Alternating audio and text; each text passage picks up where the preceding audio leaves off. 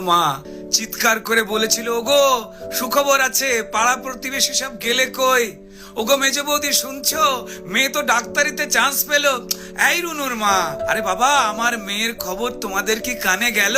মেয়ে আমার আরজি করে ডাক্তার হতে চললো।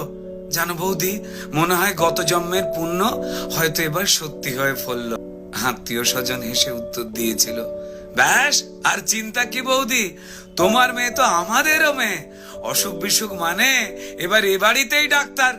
মা বলেছিল, আরে কি যে সব বলো বৌদি, এসব না তোমাদের বাড়াবাড়ির আবদার। শোনো বৌদি, আমার মেয়ে না দেশের সব খবর জানে। কত গরিব মানুষ চিকিৎসা পায় না, আরে বাবা তাদেরই তো বাঁচাতে হবে প্রাণে। ঠাম্মা পাশের ঘর থেকে বেরিয়ে বলেছিল, হ্যাঁ তোরা আমায় কি একটু কথা বলতে দিবিনি? তা বলে গলায় টেটোস্কোপ ঝোলার পর আমাদের চিনতে পারবে?